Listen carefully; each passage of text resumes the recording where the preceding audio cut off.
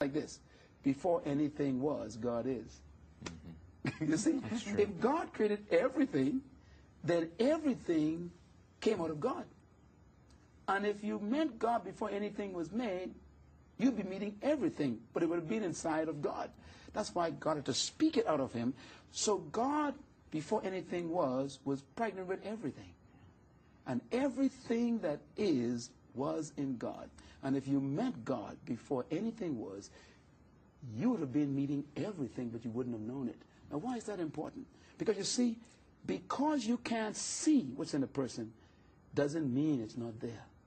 You would have actually ignored God, and you would have been ignoring the universe. We do it all the time. Now, the same way God had everything in him before anything came to be, and then he released it. Do you know what God called the process of releasing? He called it work.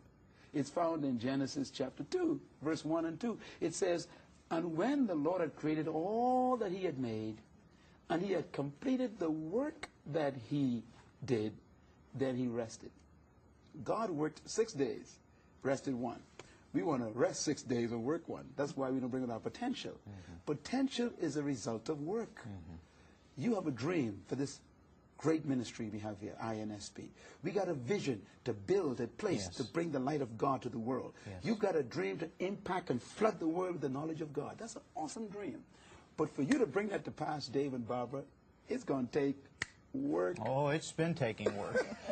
and it's still taking work. And if you want to fulfill your purpose, you've got to be willing to work. What you're saying, Myles, is that God has placed within inside people latent potential. Yes. It's unlocked. Yes. It's a reservoir. It resides in them, Yes. but we've got to bring it out. Now, how do we do that? You know, you asked a good question. The principle of potential and purpose is introduced by God himself in the first chapter of Genesis. Matter of fact, it is the first principle of creation. It's found in verse 11 of Genesis chapter 1. You want to read that at home.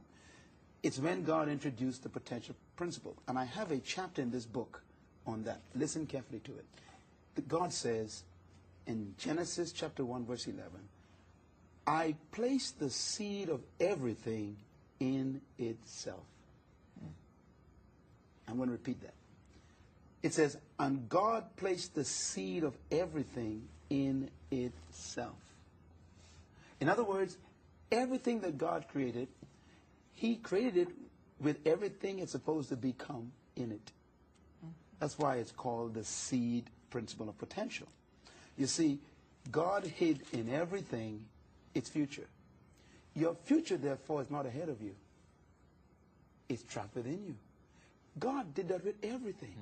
If I had a seed in my hand right now, for example, Genesis 1:11, I have a seed in my hand. Here's a mango seed from the Bahamas, where I'm from, okay? Just imagine it there. Now, if I ask you, what do you see? What do you tell me? A seed. A mango seed. Well, now watch this. The problem is that is a fact, but it's not the truth. A fact is defined as a description of the present state of a thing. That's a fact. Truth is defined as the true reality of a thing. So in my hand, I have a mango seed from the Bahamas. Of course, yes, that's what you see. But that's only a fact. That's not the truth. The truth is I have a mango tree in my hand. Because the tree is trapped in the seed. That's called potential. But that's not even completely true either. Because in the seed is the tree. But on the tree that's in the seed are mangoes.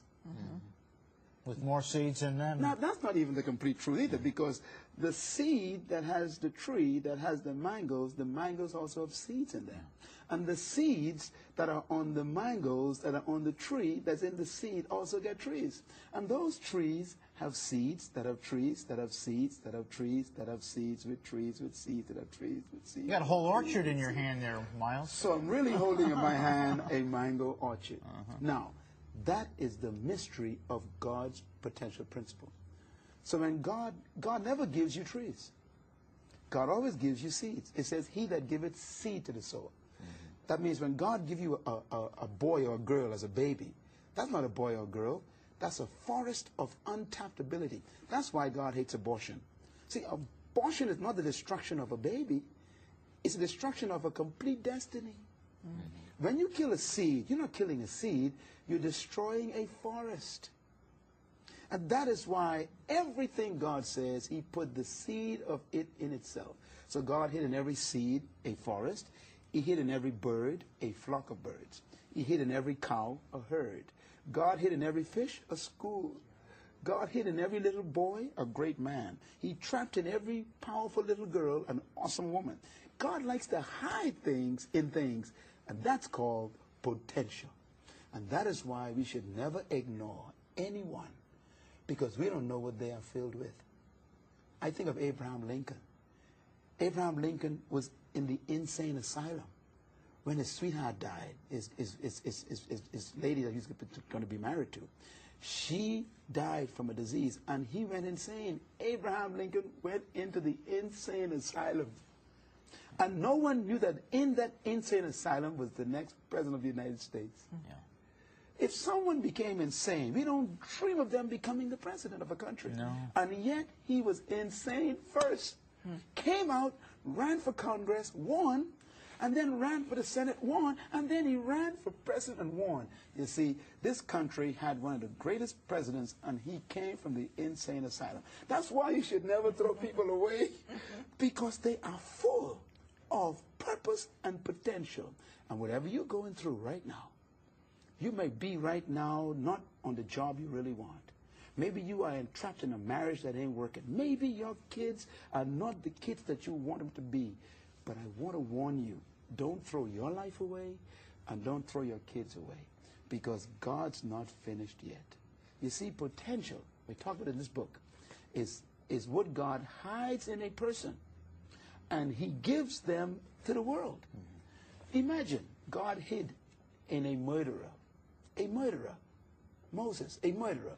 God hid in that murderer Genesis, Exodus, Leviticus, Numbers, Deuteronomy. They were trapped in a murderer. Yeah. God hid in a prostitute, Rahab, the lineage of Jesus. Yeah. God hid in a shepherd boy, a smelly little shepherd boy, a king. God hid in a serial killer whose name was Paul. He hid in that serial killer. 1st and 2nd Corinthians, Colossians, Galatians, Ephesians, Philippians, Timothy, Titus, Thessalonians. Listen, would you believe that trapped in that serial killer was the New Testament? Would you believe that trapped in that murderer Moses was the first 5 books of the Bible, the Torah? You see, it doesn't matter what people are going through. God will never throw people away. Matter of fact, that is why Jesus died. You know, he died to salvage what he knew he trapped inside every human. It's important what we're going to. Thank you.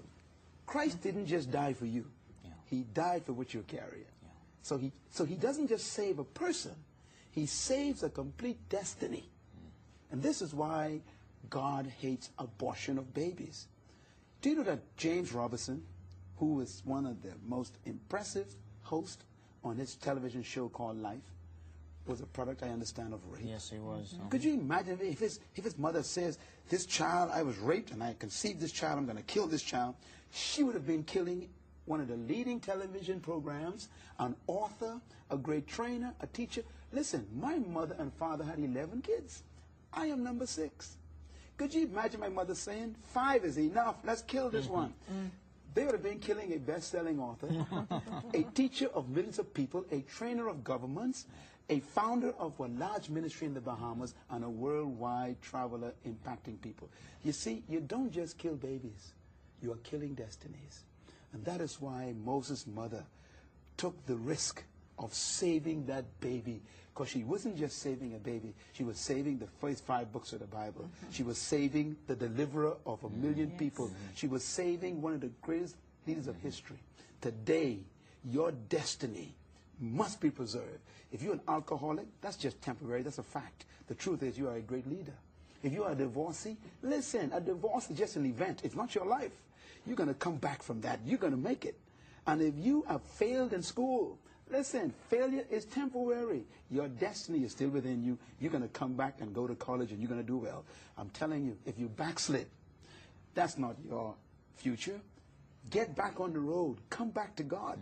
Because your future is worth God dying for it. Imagine you living for it. That's what we're here on.